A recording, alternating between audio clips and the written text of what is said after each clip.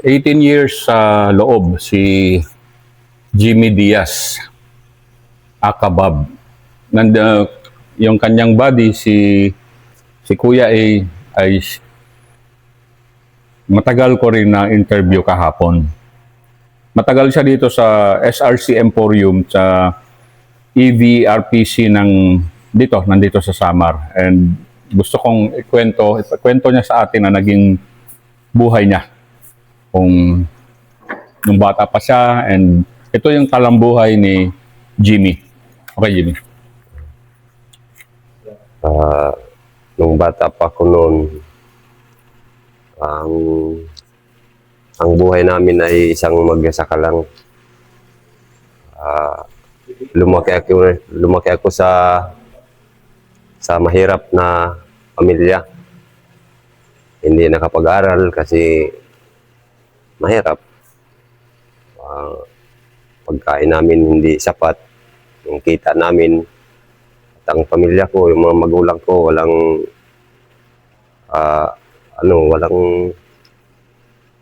parang wala talaga.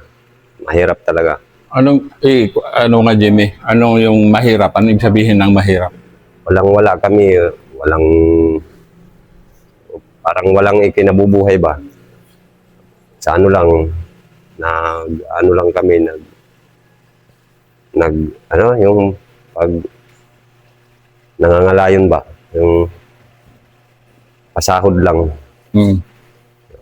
sa pagsasaka ng mga ibang tao. Nagsasaka kami doon, tapos yung tatay ko, binabayaran lang araw-araw. Araw-araw. Yan lang ang kinabubuhay namin. Ilang kayo magkakapatid? Marami kami, mga 10 kami, lahat. Pero ngayon, 7 na lang kami kasi 3 nang wala sa amin. Mula nang bata pa ako, pinangarap ko talaga mag-aral. Kasi ang pangarap ko, ang gusto ko, makatulong ako sa mga tao, mga mahihirap, lalo ng yung mga taong nangangailangan ng tulong. Ganun ka na, kahit nung bata ka pa. Oo, nung bata pa ako. Pero ikaw nga, ikaw mismo, kailangan mo ng matulungan din sarili mo, di ba? Meron na isip mo agad yun? Oo. Yun naman talaga ang isip ko, na ang gusto ko, makatulong ako sa kapwa ko. Kaya pinangarap ko na mag-aral kung kaya lang ng pamilya. Kasi ang pangarap ko, maging sundalo ako noon, nung bata pa ako. Kaso nga lang, wala talaga. Hindi ako nakapag-aral kasi yung pamilya ko, yung tatay at nanay ko, walang sapat na ikabubuhay para mag-aral kami, mga anak. Pero nakatapos ka ba ng elementary o hindi? Wala. Hindi ako nakapag-aral kahit grade 1? Grade 1. Hindi ako nakapag-aral noon. Ang ano ko na lang, nung kaya ko na, tumulong lang ako sa tatay ko para mabuhay yung lahat ng mga kapatid ko. Kasi pang-apat ako sa panganay. Yung iba yung dalawang magulang ko, yung dalawang kapatid ko, yung panganay at saka yung pangalawa, hindi doon sa amin tumira. Doon sa lola ko. Hanggat kinuha ko ng lola ko. Kasi naaawa sila sa magulang ko na marami daw kami. Kaya kinuha ko ng lola ko, doon ako pinatira. Doon ako lumaki. Hindi din ako nakapag-aral kasi wala din sapat na pang-aral. Yung kalola mo? Oo, yung lola ko. Pero may pagkain naman kayo? Oo, nakakakain naman kami. Yun, hanggat na malaki na ako, nung mawala ang lola ko, naging parang palaboy. Hindi ako umuwi sa nanay ko kasi naaawa naman ako doon kasi marami sila. Anong edad mo na ba nun? Mga 11. No, bata ka pa na. Oo, bata pa ako. Nung 11 ako, parang naglayas ako kahit saan. Dito lang sa Northern? Oo, dito lang sa Samar. Mm. Kahit saan, pumunta ko ng Calbayog, Gandara, doon sa karating ako ng Cebu. Sa mga ano lang yan, kahit sino lang siya samahan ko. Anong style ba ng gano'n na pamumuhay? Yung gano'n na palaboy? Ano yung sabihin nun? Mahirap. Mahirap yung palaboy kasi parang wala kang patutunguhan na nun. Pero ang iniisip ko lang, mabuhay lang ako. Mm. Kahit saan ako, basta importante mabuhay. Kaya yun, sa awa ng Diyos, nabuhay naman ako nung maraming taon. Ilang taon yun? Bumalik ako nung 16 ako. Ay pagka 15 ko, nag-asawa ako. Nagkaroon ako ng asawa. Yung, Bata. live-in partner lang. Estudyante. Maganda namang kalagayan nila, magandang buhay. Kaso nga lang, nung nagkaroon kami ng isang anak, iniwanan niya ako, naghanap siya ng iba, sumama siya ng iba. Na 15 years old kayo ah. O, pagka 16 ako, pag 17 ako, 16 siya, nagkaroon kami ng anak. Tapos, ayan, 4 na buwan pa lang yung anak namin, iniwanan niya ako. Sumama siya sa ibang lalaki, umalis Maynila. Pero nag-aaral yun. Nung asawa kami, patuloy ang pag-aaral niya. At ako naman, binigyan naman kami ng biyanan ko ng sariling bikiri. Parang binigay nila sa amin yung bikiri nila para mahanap buhay daw. Pero naghiwalay naman na kayo. Oo, yung Kahit na iniwan ka, pero iniwan yung bakery. Iniwan ka ng asawa mo, pero yung bakery sa'yo pa rin, gano'n? ay hindi na. Kasi nung iwanan ako ng asawa ko, parang nawala ako sa sarili ko kasi pamilya ko yun eh. Mm. Hinanap ko siya. Hindi ko makita. Hindi ko na ano yung bikiri. Parang pabayaan ko na. Pag-alis ko nga nun, nung alas 8 ng umaga, may nakamasa ako nun, 3 sako. Iniwanan ko yan. Nung malaman ko na wala na siya. Sinanap ko. 2 araw, pumunta ko sa biyanan ko. Sinabi ko sa kanila na umalis na si Nining. Sabi niya, siya nagpunta. Ewan ko, hindi ko alam. Baka andun lang. 2 araw na, andun lang. Hindi na umuwi sa bahay kagabi. 2 gabi na. Pero panay akong inom. Kasi parang parang wala na ako. Yung anak namin, babae. Sabi niya, sige hanapin natin. Sabi ng biyanan ko na babae. Kasi yung biyanan ko na lalaki, stroke. Paralyzed. Dahil doon. Sa high blood, na stroke siya. Grabe naman grabe tong kwento ng buhay mo. Paralyzed yung lalaki. Yung babae na lang. Ayan. Hindi namin nakita dito sa Samar. Umalis pala. Punta pala ng Maynila. Sabi ko, uwi na lang ako sa amin. Dala ko yung anak ko. Eh, batang-bata yung anak mo. Oo. 4 na buwan pa lang. Sabi ko, dala ko yung anak ko. Uwi na lang ako sa amin. Hindi pumayag yung biyanan ko. Pinayagan na ako umuwi. Pero yung anak ko, Pinaiwan. Oo, pinaiwan niya sa kanya. Sabi ko, hindi ko iiwan yung anak ko kasi anak ko yan.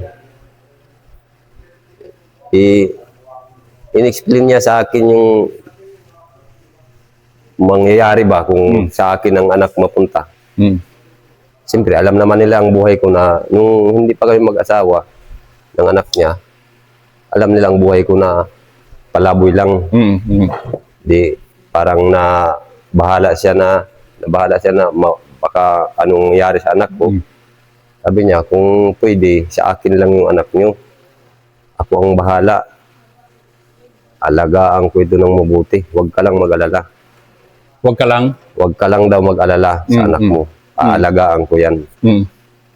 Paglaki niyan, huwag mong sabihin na hindi ka makikilala. Kasi ako mismo, sabi ng biyanan ko, tuturuan ko yan na makilala ka. Kasi ama ka. Mm. Di, parang nadala ako kasi sabi ko, anong mangyayari ng anak ko kung sa akin Kung sa'yo, napunta. oo. Sabi niya, ang mabuti pa, sigurado yan, habulin mo sa Maynila, andun yun. May kapatid ako doon. Andun yun. Sigurado yan. Binigyan ako ng, kasi yung pera namin, na sarili namin nakita namin sa Bakery. hanap buhay namin sa bakery. Dinala niya lahat. 125,000. Parang pangsimula na yata yun sa buhay namin. Dinala niya lahat. Kinuha sinama siya ng lalaki. Swerte ka yung lalaki. Kasi may pera yung asawa ko eh. Yun. Sabi niya, binigyan ako ng 20,000. Habulin mo sa Manila. Kunin mo doon.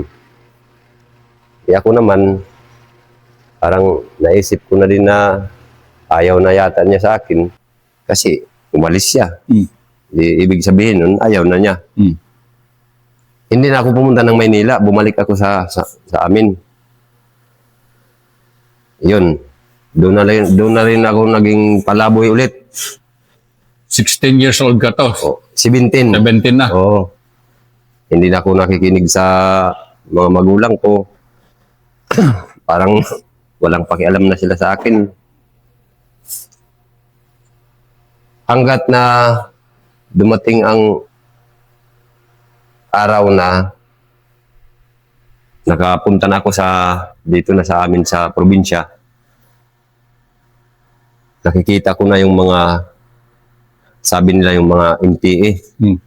Pero hindi pa ako marunong ng ano ang patutunguhan ng MPA. At saka hindi mo rin alam gagawin buong pa sa buhay mo. Oo, hindi ko pa alam. Pero nakikita ko na sila. Mm. Yun. Mula ng 19 years old ako, sinimulan ako nila na maging membro ng mga kabataan. Kasi sabi nila, binata ka naman, sumali ka sa mga kabataan. Mm. Tinanong ko naman sa kanila, anong ibig sabihin ng organisasyon yan? Mm. Sabi niya, para ito sa inyo ng mga bata. Kasi bata ka pa talaga no? Oo. 17. No? Mm. Para talaga sa inyo to. Para maipaglaban nyo ang mga karapatan nyo. Para mawala yung mga tuition yan sa pag-eskwela. Para makapasok kayo ng pag-aaral na walang gastos. Mm. Marinig ng nakakataas na gusto nyo mag-aral pero wala kayong hindi kayo mag-aral kasi walang pera na ipapanggasto dyan. Siyempre, nadala ko nila. Sige, sasali ako nito. Baka sakali. Hanggat na nakikita ko na ang buong kalakihan ng mga samahan nila. Mga armado. Na marami talaga sila. O parang nakikita ko na. Marami. Parang masaya na doon. Ako naman, naisip ko, siyempre, palaboy ako dito. Nila, kung sasama ka lang sa amin, magkakaroon pa ng kahulugan yung buhay mo. Yun pala, doon ka nakuha. Oo. Dito, wala kang mapapala. Kahit nga pag-aral, hindi ka nakapag-aral. Tapos wala kang permanente. Anong mawapala mo dito? Inom lang. Pag nakapasok ka pa ng hindi mabuti, gulo pa ang maaabot mo. Pwede ka pa madisgrasya. Kung sasama ka lang sa amin, sigurado yan may patutunguhan ng buhay mo. Doon ako nagsimula na nakumbinsi nila. Yan, kasama-sama lang muna, pero hindi pa ako nagdedeklara na sasapi ako sa kanila. Pero parang gusto mo na. Oo, parang gusto ko na makasama sila ng habang buhay o parang pamilya na mahirap matanggal ba sa akin. Kung nahiwalay ako sa kanila, gusto kong pumunta doon. Parang masaya doon eh. Yan. Hanggat na nakuha nila ako na maging kasapi na sa NPA. Naging 20, pagka 25. 2005 ka pumasok, di ba? Oo. Baka 25 ata yung edad ko na nun. Pagka 20 years ko, nagkaroon ako rin ulit ng pamilya. Sa loob na? Hindi. Hindi pa, sa labas. Hindi pa ako full time. Nagkaroon ako ng pamilya. Ayan. Dito na sa norte. Dito ako nakahanap ng pangalawang asawa. Nagkaroon kami ng anak. Tapos, naging na ako doon. Sabi nila yung YM daw. Naging member. Dito na? Banda dito na? Oo, sa norte na dito. Norte na. Naging YM na ako doon.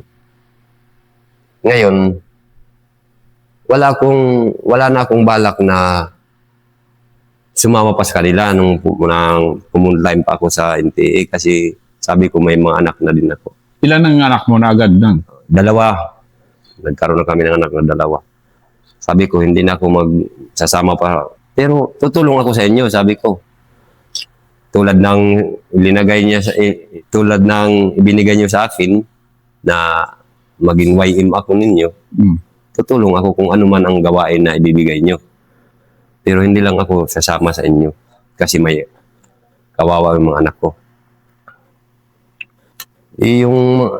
Nung panahon yan, may mga kapgo na mga abusado ba? Mga sundalo ng dati na mga abusado. Naniniwala sa mga kapgo. Siyempre, yung mga kontradiksyon, yung parang may mga alitan, kapgo versus tulad namin, yan, isusumbong sa sundalo. Yung sundalo naman kasi, nung una kasi yung mga sundalo, walang patawad. Pag sinabi ng kapgo na supporter yan ng NPA o YM, dadakpin ka. Yung iba pa, pinahihirapan pa. Doon ako nag-isip na, kasi hinabol nila ako dito sa Las Navas.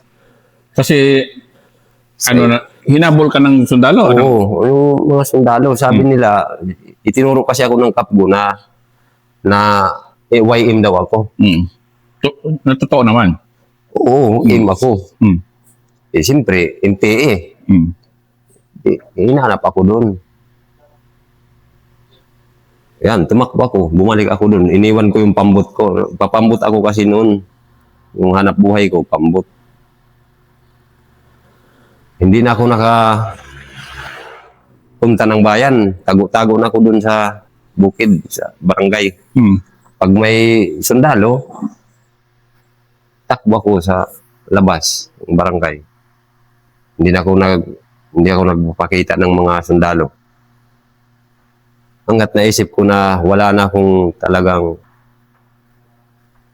pupuntahan kung hindi sumama na lang. Full time? Oo, wala. Kasi hindi na ako nakakapunta ng bayan. Ano na ang buhay ko, yung mga anak ko. Kung minsan naisip ko na kung maabutan nila ako, di patay. Papatay nila ako, di wala. So, yan. Pag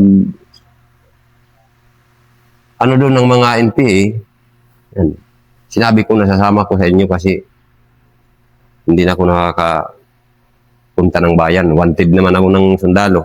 Mm. Hindi naman nakaka-ano ko ng panghanap buhay na malaya.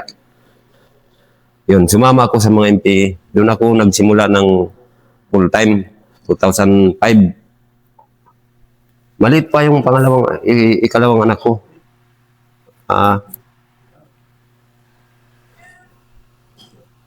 8 buwan pala yata. Pero yung iwanan mo talaga rin, talagang ano rin yun. Anong hanap buhay ni misis mo nang iwanan mo yung... Ano lang, yun, ano lang siya, nagsasaka lang siya sa iba din. Tapos, sorry. Binabayaran lang siya sa araw-araw. Tapos ginatas pa yung anak ko. Pero, nung una, sinusuportahan kami ng partido. Yung may mga anak, yung may mga pamilya na sumasapi sa kanila, buwan-buwan binibigyan. Nung una? Oo, nung una. Ako nga, siyempre, may ginatas yung anak ko.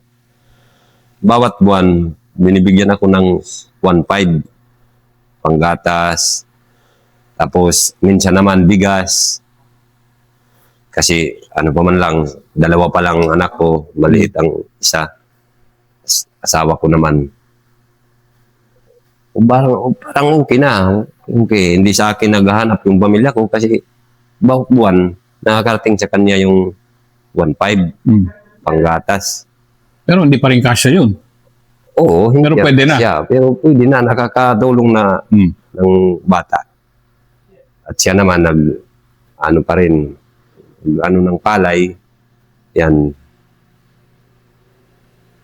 Hanggat dumating na ang panahon na matagal na ako doon.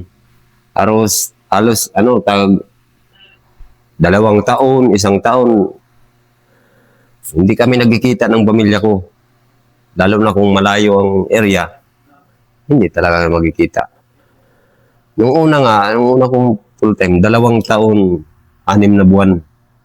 Na hindi ka nakauwi. Hindi ako nakauwi. Kahit pagdalaw man lang, hindi ako nakadalaw sa anak ko. Ibig sabihin, yung mga anak mo naglalakad na nun. Oo, nung makita ko yung maliit na anak ko, mabilis na tumakbo. Parang hindi na nga ako nakikilala. Nung una ko nakita sila. Pero sabi ko, okay yan. Para hindi niya parang hindi ba niya maranasan na ganito ang tatay niya. Parang wala lang sa kanya. Hindi ako masyado pakilala ba. Yun.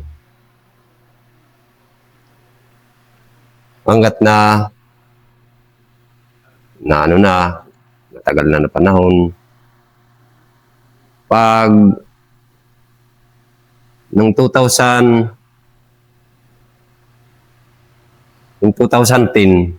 Yan nga muna tayo dun sa unang laban mo muna. Doon muna tayo sa unang laban mo.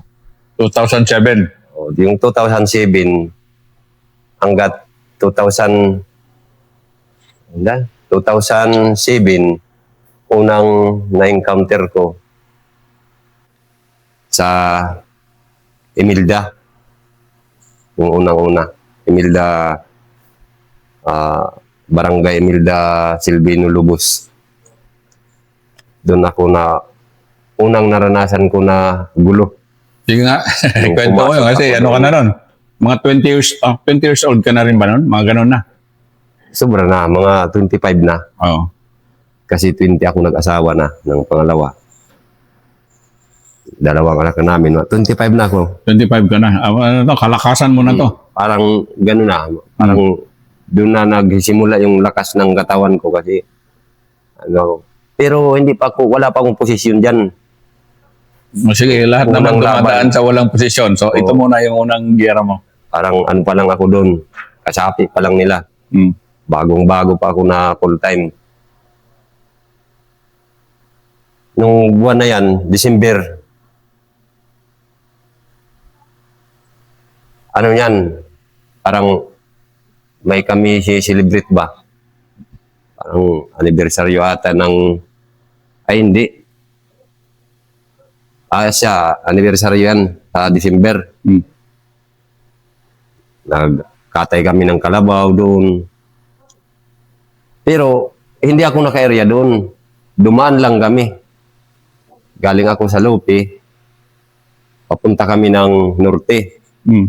Nagkataon na ano sila doon, nag-activity ng anibersaryo. Dinaan kami doon sa kanila, sa unit nila. Matama lang na nung gabing yun, may encounter kami doon. Parang narid yung base namin. Marami ang patay. May nga namatay doon na civilian. Ah.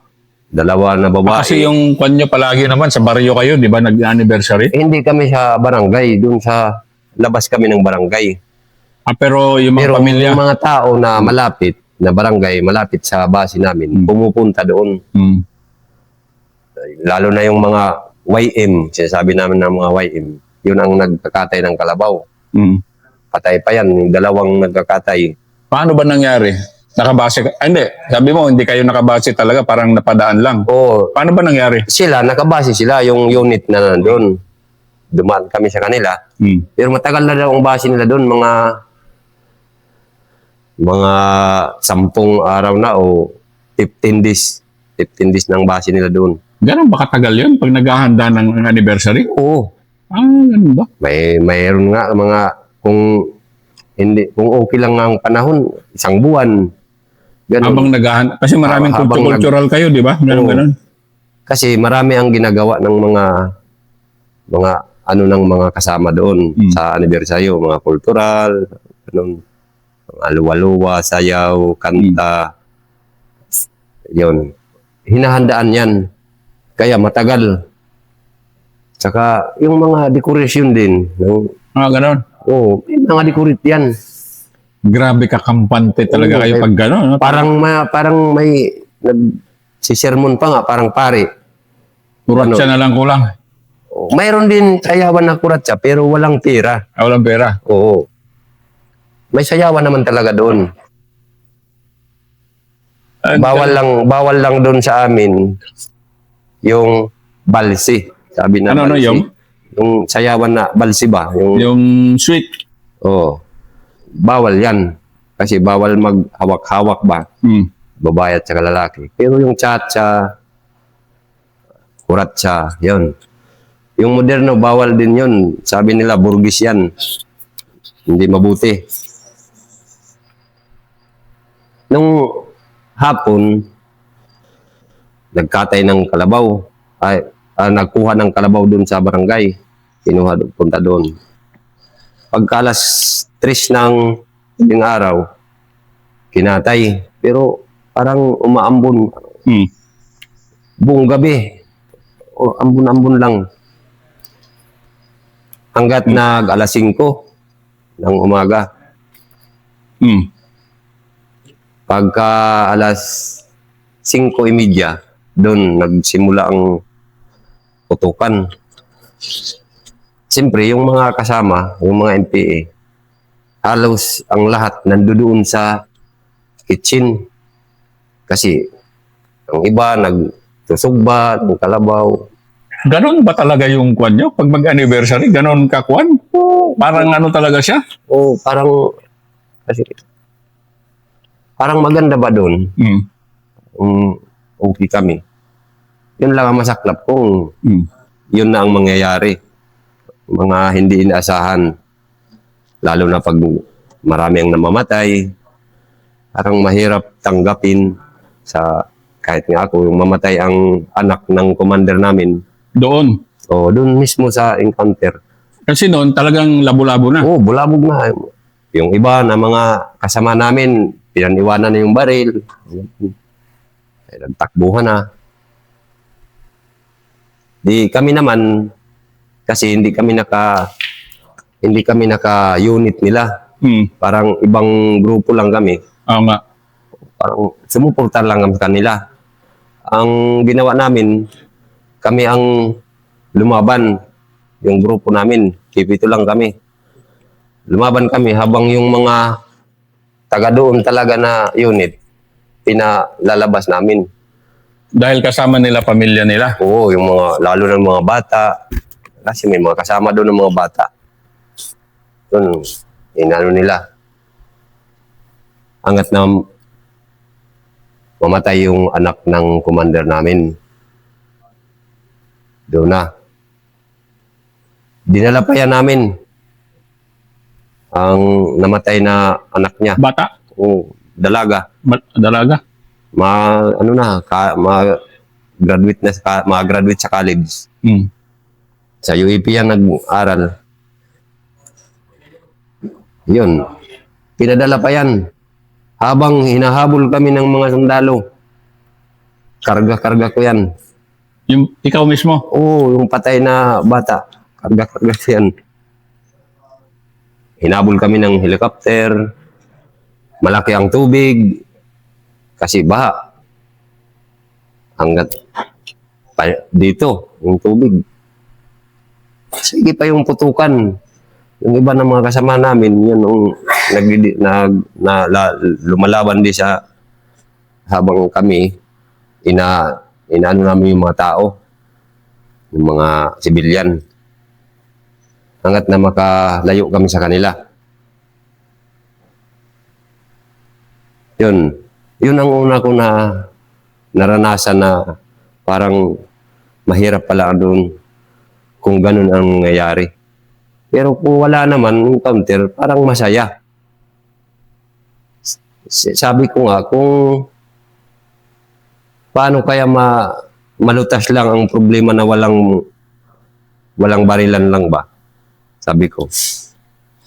Sabi naman nila, kahit nga siya alam mo, nung kami na, palagi namin yan pinag-aanuhan kong gabi na parang Nag-uusapan nyo? Oo, parang okay lang ang panahon. Parang pinag-uusapan namin yan. Paano kung ang labanan ng MP at saka sundalo walang gamitan ng baril? Mm. Kaya-kaya. Ano, espada? So, ano lang. Parang ano lang ba? Oo. Katwiran lang. Ang katwiran lang. Mm. Sabi ni, alam mo, hindi yan pwede. Kasi, dati-rati, ang una talagang humawak ng armas, yung legal na gobyerno, yung sundalo. Mm. Yung NPA, humawak na lang yan kasi wala silang panlaban. Pero sabi niya, ang NPA dati, ang armas lang, yung bibig. Mm. Politika lang. Pero gumamit kasi yung gobyerno ng high power. Kaya yan, nung lumago na ang NPA, yan ang pinukusan nila, magkaroon din sila ng high power para panlaban sa high power din sa gobyerno na legal. Sabi ko, hindi tama yan. Hanggat may NP at sundalo, walang tigil to. Mm. Marami lang buhay na mawawala. Walang mananalo, walang matatalo. Sabi niya, mayroon. Mm. Sabi ko, kailan pa yan? Yun ang pinagitalo na namin palagi. Yun, hanggat na